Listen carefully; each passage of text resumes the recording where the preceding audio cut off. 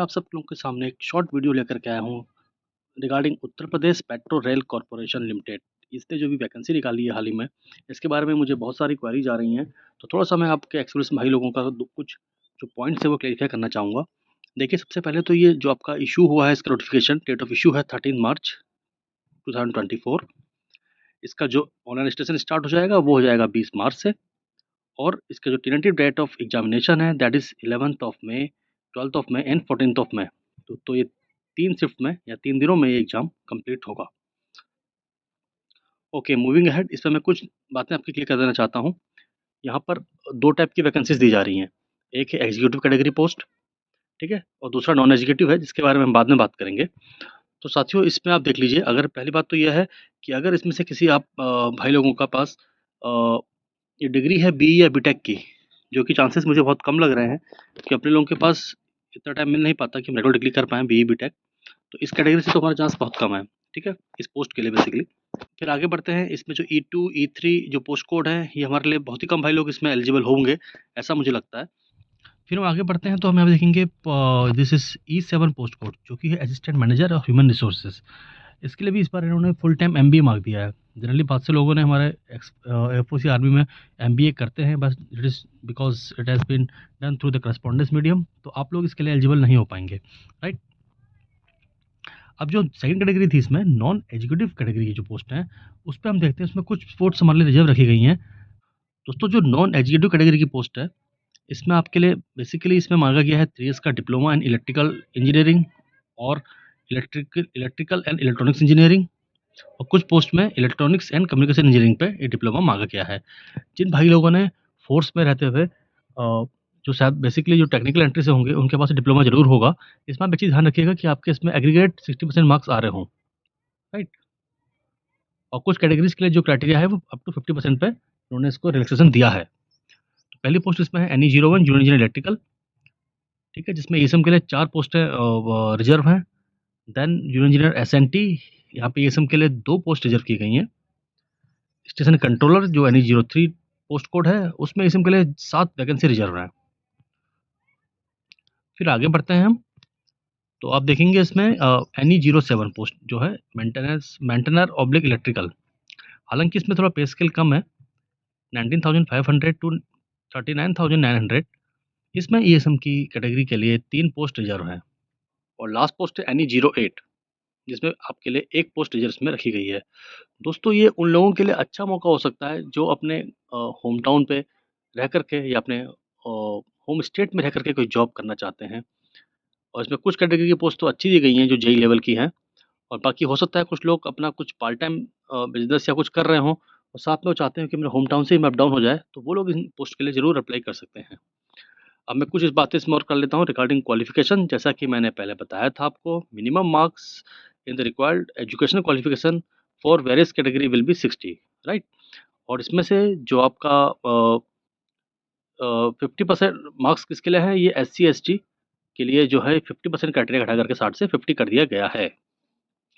ये job profile क्या रहेगी, इसको आप एक बार एडवर्टाइजमेंट में गो थ्रू कर लीजिएगा। मैं इसका लिंक भी आपके यहाँ पे कमेंट बॉक्स में या डिस्क्रिप्शन में दे दूंगा, ठीक है? बिकॉज जॉब प्रोफाइल जानना बहुत ज़रूरी है, कि ऐसा ना हो कि आप मेहनत करें, लास्ट में जाकर के जब आपको जॉब करने चाहें आपको, तो आप कंफर्टेबल फील ना करें, राइट? हाँ, एक बात और ज़रूर है जो आपके ध्यान देने की है। इसमें क्लियरली मेंशन किया गया है कि कुछ जॉब प्रोफाइल के बारे में बात कर रहे हैं, जैसे कि जूनियर इंजीनियर, ठीक है, include maintenance of various electrical, electronics and mechanical system and train maintenance, handling oblique operating tower wagon shunting ETC। तो इसमें जो इसके लिए जो एलिजिबल रहेंगे या फिर जो इसमें बाद में जिनको इसमें अपॉइंटमेंट मिलेगा, उनको इन शिफ्ट ड्यूटी पे भी काम करना पड़ सकता है, that is including night shift, ठीक है?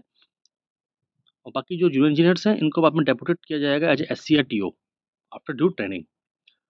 सिलेक्शन प्रोसेस का पूरा इसमें दिया हुआ है। बेसिकली इसमें एक आपका कंप्यूटर बेस्ड ट्रेड टेस्ट होता है, CBT, वो सबसे पहले इसमें होगा आपका, ठीक है?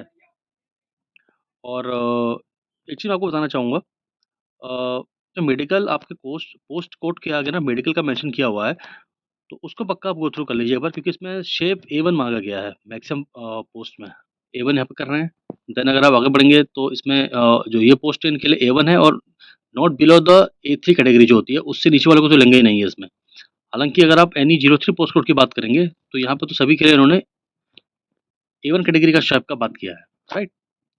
और फर्दर जो इसमें आपको मैं चीज़ बताऊँगा कि जो इसमें आपका मेडिकल होगा वो रेलवे बोर्ड के हिसाब से होगा, ठीक है? जो उनके मापदंड हैं, उनके हिसाब से ये लोग फाइनली डिसाइड करेंगे कि किस व्यक्ति का चुनाव इसमें करना है या नहीं करना है। इसमें गाइडलाइंस दी गई हैं कि candidates having undergone LASIK surgery are not suitable for any post except assistant manager, accounts assistant manager HR, या पेपर देख लीजिएगा। ठीक है, पेपर बताया जैसे मैंने आपको, कंप्यूटर बेस्ड टेस्ट होगा, क्वेश्चन पेपर जो है बाइलिंगुअल रहेंगे हिंदी इंग्लिश में, और इसमें आपका general awareness, logical ability, quant and knowledge of discipline के बारे में कुछ क्वेश्चंस मल्टीपल चॉइस टाइप के रहेंगे। ठीक है, 140 क्वेश्चंस हैं और अलग कैटेगरी वाइज है। एक पेपर जो है, अगर जो आप E01 से E09 तक का के लिए अप्लाई कर रहे हैं तो आपको 140 क्वेश्चन वाला पेपर देखने को मिलेगा, और अगर आप NE07 NE08 के लिए कर रहे हैं तो आपका जो क्वेश्चन है वो 100 मार्क्स का होगा। 1/3 नेगेटिव मार्किंग है, 2 घंटे का पेपर है। एग्जाम सेंटर हम बात करें तो इसमें आपका ये मैक्सिमम सेंटर्स, या बल्कि मुझे लगता है कि सारे ही सेंटर जो है यूपी के दिए गए हैं, जैसे कि आगरा, अलीगढ़, बरेली, गाजियाबाद। हाँ, इसमें एक चीज़ बड़ी मुझे इंटरेस्टिंग लगी, तो इसमें जो कैंडिडेट्स हैं वो आर सिलेक्टेड फॉर एग्जीक्यूटिव और non executive post will have to deposit non refundable cost of training. एक ट्रेनिंग की कॉस्ट भी आपसे ही ली जाएगी, ठीक है? तो देख लीजिए 94,400 से शुरू होकर के जो कि 33,600 तक का इसका मिनिमम जो ट्रेनिंग कॉस्ट है वो आपको ही देनी पड़ेगी, ये आप ध्यान रखिएगा। और आफ्टर सिलेक्शन भी जो है एग्जीक्यूटिव पोस्ट के लिए तो आपको 3 लाख का एक जो सेफ्टी बॉन्ड या श्योरिटी बॉन्ड जिसे कहते हैं वो आपसे भराया जाएगा, और इसमें आपको मिनिमम 3 इयर्स का जो है आपको अपना सर्विस वहाँ पे देना पड़ेगा, right? Minimum 3 years. But executive post के लिए कभी लोग अभ्यर्थी शायद हमारे इसमें शामिल होंगे, पर जो नॉन एग्जीक्यूटिव पोस्ट के लिए अगर आप लोग अप्लाई करते हैं तो उसमें आपको 1,50,000 का एक बॉन्ड है कि इनको जो है surety bond for corporation for a minimum period of 3 years जो है देना पड़ेगा, राइट? इसके अलावा जो आपके लिए इम्पोर्टेंट है वो है कि हाँ, इसका पे एंड एनरोलमेंट्स जो है वो डायरेक्ट रिक्रूट्स के एम्प्लॉय को जो है वो एज पर दिए जाएंगे, IDA इंडस्ट्रियल DA जो होता है उसके अकॉर्डिंग आपको जो है पे एंड पक्स यहाँ पे दिया जाएगा। रिजर्वेशन है, और सबसे इम्पोर्टेंट चीज़ है कि एक्स सर्विसमैन, देखो reservation for ex serviceman of UP depends of freedom fighters of UP and women candidates of UP wherever applicable shall be treated as horizontal reservation. तो हमें दो चीज़ें निकल के आ रही हैं सामने, एक तो रिजर्वेशन रहेगा वो खाली एक्स सर्विसमैन जो यूपी के हैं, यूपी को बिलोंग कर रहे हैं, यूपी के डोमिसाइल हैं, उन्हीं के लिए एप्लीकेबल है, राइट? और जो दिया जाएगा वो हॉरिजॉन्टल दिया जाएगा। आप जानते होंगे 2 टाइप का रिजर्वेशन होता है। ओके, हाँ, रिगार्डिंग एज रिलैक्सेशन, तो यहाँ पे बाकी कैटेगरीज़ के लिए तो है ही 5 इयर्स का SC, ST, OBC के लिए। पर अगर हम बात करते हैं अपने एक्स सर्विसमैन भाइयों की, तो इसमें क्या है दोस्तों, upper age for ex serviceman of UP will be length of service plus 3 years subjected to a maximum age of 40 years. तो इसमें थोड़ा-सा कन्फ्यूजन है, मैं इसके बारे में लोगों ने बहुत क्वेरी की है, मैं आपको क्लियर करना चाहूँगा। तो फिर इसमें होता क्या है, जनरली जो बैंकिंग सेक्टर में होता है या जो उसकी लैंग्वेज है वो आपको बता देता हूँ मैं। तो ये कह रहे हैं कि अगर आपने सपोज करो कि आपने you have served for 20 years in the any of the armed forces, defence forces, whether it is military, Indian army, अपना इंडियन एयरफोर्स और नेवी, तो आप सपोज 20 इयर्स की सर्विस करने के बाद रिटायर हुए हैं, तो आपका अब मान लेते हैं कि आज की डेट में जो आपका एज है वो है 38 इयर्स, तो 20 इयर्स 38 माइनस 20, राइट? कितना हो गया? 18 इयर्स, प्लस आप उसमें ऐड कर लीजिए 3 इयर्स, 21 इयर्स, ठीक है ना? और जनरली क्या होता है, हमारी जो कैलकुलेशन होती है 18 प्लस 3 21 आता है, तो 21 से हम कैलकुलेट करते हैं, 21 से यानी कि बहुत चांस आपको मिल जाते हैं, ठीक है? ये थोड़ा-सा इसमें क्लैरिटी की ज़रूरत है अभी, क्योंकि अगर मैक्सिमम एज इन्होंने 40 इयर्स कह दिया है तो मेबी ये 40 इयर्स से ऊपर वाले बंदों को ना ले। बट लैंग्वेज इन्होंने कहीं यहाँ पे बैंकिंग वाला रखा है, तो आप एक बारी वहाँ पे DMRC से अपना चेक कर लीजिएगा। ये जो समझ में आ रहा है ये 40 इयर्स का क्राइटेरिया इसमें रहेगा, राइट? फिर ये जो आपका जो UPMRC के जो एम्प्लॉइज़ हैं उनके लिए फर्दर इसमें रिलैक्सेशन दिया गया है कुछ, वो अपने मतलब का नहीं है। Then the regarding this application of payment fee you have to pay 1180 rupees including of GST।